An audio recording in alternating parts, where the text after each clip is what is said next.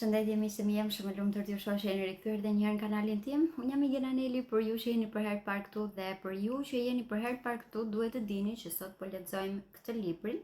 Pra është Si të bësh zoti mendjes tënde nga Napoleon Hill. Kam lexuar një pjesë dhe dua të ndalem edhe në diçka që e kam gjetur vërtet shumë interesante. Ka të bëjë për vizionin kreativ.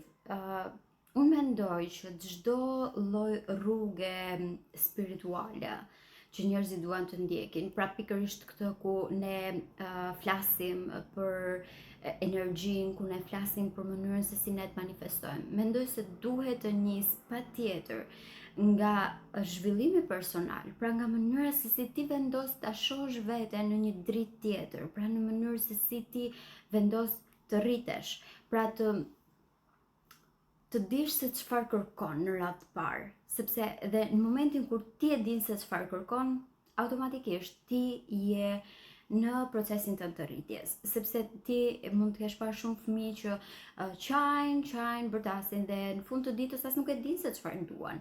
Por ti nuk mund të vazhdosh të jesh ky fëmijë gjatë gjithë jetës, duke u ankuar, duke thjesht ndryshuar mënyrën se si ti qan, pra duke u ankuar për diçka tjetër, dhe duke mos ndryshuar asgjë, sepse në radhë të parë ti nuk e di se çfarë do.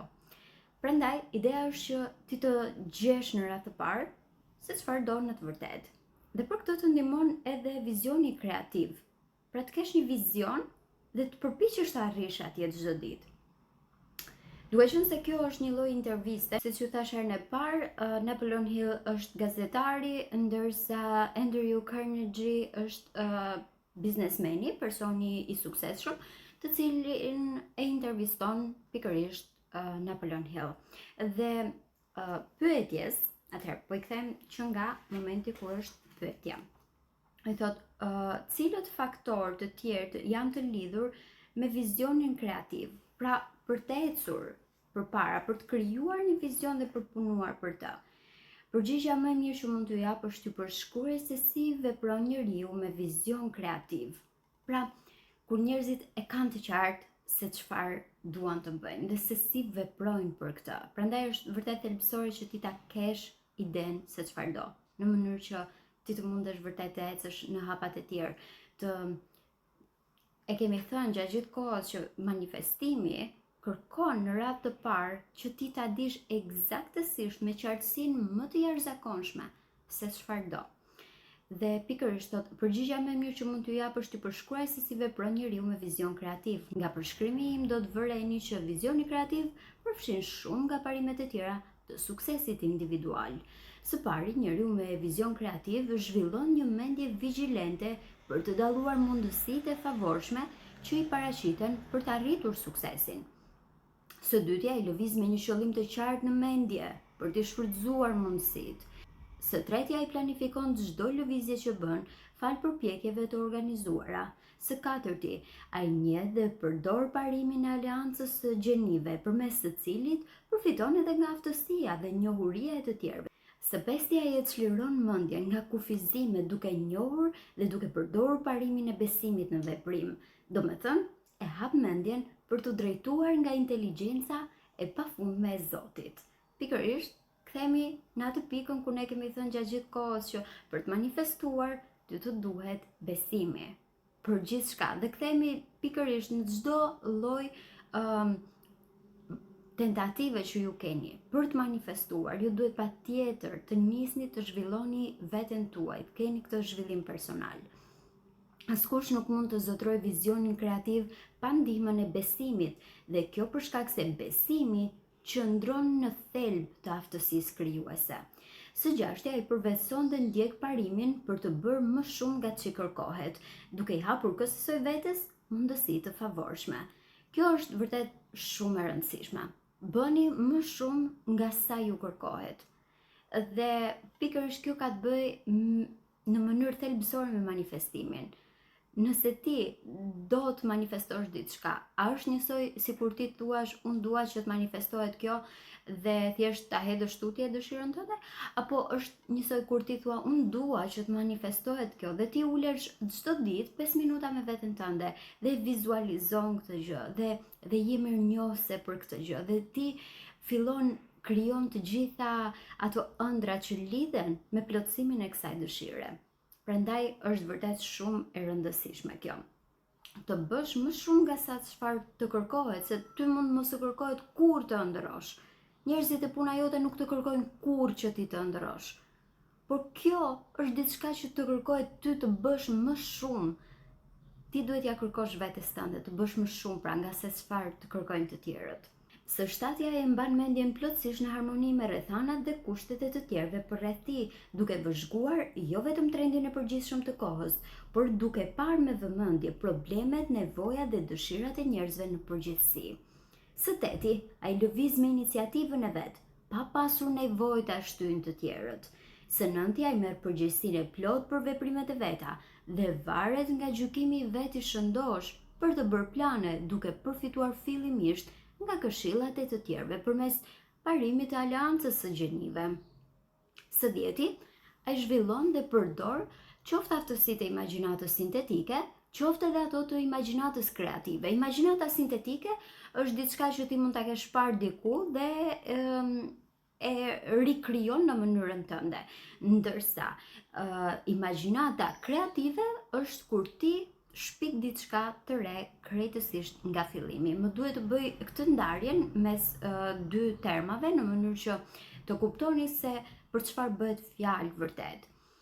Megjithatë, mbani parasysh që këta dy faktorë përbëjnë vetëm 1/10 e parimeve që përdor njeriu me vizion kreativ, sepse janë edhe 10 të tjera të cilat unë i thash më përpara. Mendoj, thot Carnegie, se kjo ju ka dhënë një kuptueshmëri të qartë të dallimit mes imagjinatës dhe vizionit kreativ. Pra nuk është më thjesht imagjinat. Ti nuk mundesh thjesht thuash kam pasur në plan që të bëj këtë gjën edhe të bëj atë gjën tjetër, do doja shumë që të ndryshonin këto gjëra dhe pastaj të ndryshoj ato gjërat e tjera dhe ndërkohë ti nuk je duke bërë asgjë. Pikërisht, vizioni kreativ është ai që të vë në punë, që ti ulesh të bësh më shumë nga sa të kërkohet, në mënyrë që ti të mundesh të marrësh më shumë nga sa të tjerët mund ta imagjinojnë. Dhe Carnegie thot, vlen saktësisht e njëjta procedurë edhe për njeriu që mbledh mendjen të çlirohet nga varfëria, duke qenë se Napoleon Hill është autor i librit Mendo dhe bëu i pasur. Pjesën më të madhe të punës tij e ka përqendruar eksaktësisht tek mënyra se si ti mund të çlirohesh nga varfëria dhe ti të jesh të arrish atë pasurinë që ti mund të kesh kërkuar. Prandaj edhe pjesë e këtij librit është, duke qenë se ka edhe këtë diskutim, këtë pyetje përgjigje, ai e bën për të mësuar pra teknikat e një njeriu të suksesshëm, e bën këtë me një biznesmen. Dhe normalisht biznesmenët do t'i japin më shumë ide për sa i përket aftësisë tënde për të pasuruar, por kjo nuk do të thotë që një ide ose një teknik të funksionoj vetëm në një mënyrë. Pra ti mundesh ta përdorësh të njëjtën teknik ose të njëjtat hapa në çfarëdo lloj fushë që ti je interesuar për të zhvilluar, për të ecur përpara, për të pasur suksesin tënd. Dhe thotë së pari ka nevojë të pastroj mendjen nga çdo gjë negative dhe nga kufizimet që mund t'i vërë vetes. Pastaj duhet të bëj një inventar të arsimimit, përvojës, dhuntive dhe aftësive të përgjithshme për të kuptuar se çfarë ka për të ofruar. Pra ideja është e atill. Edhe nëse ti do të manifestosh, fjala vjen, suksesin tënd personal, do të manifestosh sukses në karrierë, ti në radhë të parë duhet të zhdukësh të gjitha zhurmat që ke brenda kokës, të gjitha ata që thonë që ti nuk mund t'ia dalësh, të tjerët janë më të mirë se ty, të tjerët mund të gjejnë rrugë të shkurtra që ti nuk i gjen dot, 1001 arsye që mund të jenë duke të ndalur për të arritur suksesin tënd. Dhe në momentin që ti ke ulur këtë zhurma, dhe ke filluar të mendosh qartësisht, ti fillon të kërkosh pikërisht këtë aftësinë tënde, këtë mundësinë tënde për të qenë më e mira, për t'ia dalë, për të pasur atë aftësinë tënde, për të pasur atë hilen tënde, për të pasur atë dhuntin tënde, që ti t'ia dalësh në këtë në këtë botë ose në atë punë ku ti kërkon t'ja dalësh, përmes asaj çfarë ty të bën ndryshe nga gjithë të tjerët, përmes asaj çfarë vetëm ti mund ta japësh dhe askush tjetër nuk e arrin dot. Më pas thot, duhet të kërkoj një treg për atë lloj shërbimi që është në gjendje të ofroj. Këtu futet në lojë një nga parimet më të rëndësishme të suksesit personal, parimi që të bësh më shumë nga ç'të kërkohet. Rikthehemi sërish edhe një herë pra. Janë të gjithë këto hapa të njëjta, të cilat ti mund t'i përdorësh ato kudo. Ti t'i japësh tregut ato që vetëm ti mund t'ja japësh. Ti t'i japësh punës tënde, diçka që vetëm ti mund t'ja japësh, diçka që askush tjetër nuk e arrin dot. Hapi tjetër është njeriu të bëhet i vetëdijshëm për suksesin. Pasuria priret drejt atyre njerëzve që kanë mbledhur mendjen për t'u pasuruar. Është pika e parë manifestimit. Nëse ti e ndan mendjen për diçka dhe punon për to, pastaj më vonë ti ke për ta arritur sepse ti e ke ndar mendjen. Plogështia, indiferenca, kufizimi i vetes, frika, shkurajimi janë gjërat që nuk e tërheqin kurrë pasurinë. Pasurinë thot Carnegie, por sa gjëra të tjera ndalon frika, sa gjëra të tjera të kanë ndaluar të bësh, ku diun, kufizimi i vetes, indiferenca apo plogështia, ke nisur një teknik manifestimi dhe mbas 3 ditësh e ke lënë sepse i e treguar shumë e plogësht, sepse thjesht nuk e ke arritur dot deri në fund. Ose ke kërkuar atë, mbaj mend ato komente tipike që i shkruanin në YouTube dhe më thoshin cila është një teknikë e fuqishme, jashtëzakonshme që të manifeston. Asgjë nuk mund të manifestosh ti për brenda ditës. Duhet të bëni punën, duhet të bësh më shumë nga ç'të kërkohet, që të arrish të kesh gjëra të cilat të tjerë nuk e imagjinojnë dot. Pasi të ketë marrë vëmendjen e duhur përmes zakonit të bërjes më shumë nga që kërkohet, personi është gati të përvetsojë qëllimin kryesor të përcaktuar dhe t'i futet punës për ta vënë atë në zbatim fal një plani të përcaktuar qartë. Që këto mund t'jenë edhe thjesht teknika manifestimit, të cilat ti ulesh dhe merresh me to çdo ditë, por mos harroni, ai nuk heq dorë kur punët vështirësohen. Edhe nëse ti në ditët e para të tua, të cilat je përpjekur të manifestosh, dhe nuk e ke arritur dot ta marrësh atë gjën që do, çfarë do thotë kjo? Ti duhet heqësh dorë.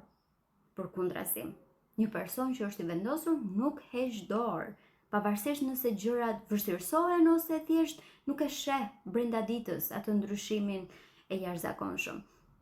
Dhe ka shumë njerëz që dorëzohen që në fazën e parë, sepse thjesht nuk e shohin atë ndryshimin që duan që në momentin e parë.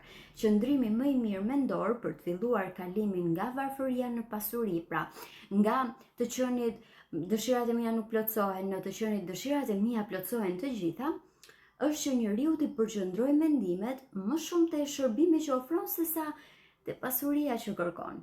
Pra, ti më mirë duhet të vendosësh të përqendrohesh te kjo pjesa se sa energji të mirë të ka sjell vetëm fakti që ti zgjohesh çdo ditë dhe thua faleminderit. Faleminderit për ditën e mrekullueshme sot. Ti e nis ditën plot me energji dhe imagjinoni pak se sa shumë energji ju ka dhënë kjo për të gjitha ditët e tjera. Dhe kjo ju ka bërë të ndjeni mirë, ju ka bërë më të shëndetshëm, ju ka bërë të shihni jetën me një prizëm tjetër. Dhe duke u përqendruar te kjo, duke u përqendruar te unë ndihem mirë, edhe sot ndihem mirë, edhe nesër ndihem mirë, pastaj do të ndihem akoma dhe më mirë, detyrimisht të gjitha gjërat e tjera do të vinë në mënyrë magjike. Besoj sinqerisht se mënyra më e mirë që një njeri mund të pasurohet, ose thjesht të plotësoj dëshirat e tij, është duke bërë veten të domosdoshëm përmes ndonjë lloj shërbimi të dobishëm që ofron. Pra, ti mundesh të marrësh edhe njohjen që ti kërkon në punë, vetëm duke bërë veten tënde të domosdoshme. Të bësh eksaktësisht ato gjën që ti e do patjetër dhe thjesht e jep ti në atë mënyrë. Ose të bësh më e mira, të bësh burimi i kësaj energjie pozitive, i këtij dielli që rrezaton në jetët e tjerëve. Dhe të tjerët e kanë të nevojshme të vinë tek ty, e kanë të nevojshme për këshillën që ti jep, e kanë të nevojshme për ndjesitë që ti jep, për mënyrën se si ti i pranon këta njerëz, për mënyrën se si ti i bën ata të ndihen Pikërisht, kjo të bën ty të pazëvendësueshme dhe gjehet çfarë. Edhe nëse dikush do vendosë që një ditë thjesht largohet, gjehet çfarë do i mungojë më shumë. Pikërisht mënyra se si ti e ke bërë të ndihet dhe gjehet çfarë do ndodh, do kthehet sërish. Eksaktësisht kështu funksionon. Nëse ti dhe pastaj ti mund vendosësh nëse e do vërtet këtë gjën, për cilën ndoshta edhe mund të kesh punuar, mund të kesh bërë më shumë nga ç'të kërkohet, apo thjesht do ta lësh të shkojë sepse tashmë ti mund të kesh ndryshuar qëllimin tënd, mund të kesh ndryshuar idetë tua për suksesin, idetë tua për arritjet, idetë tua për rritjen tënde personale dhe gjitha gjërat e tjera. Kjo ishte një pjesë tjetër nga ky libër.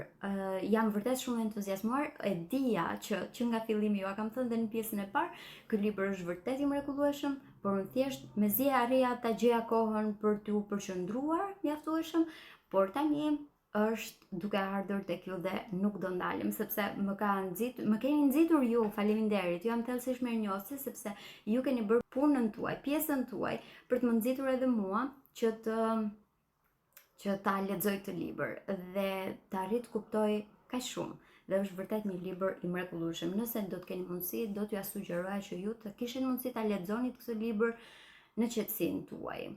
Është vërtet shumë libër interesant. Shihemi në videon tjetër.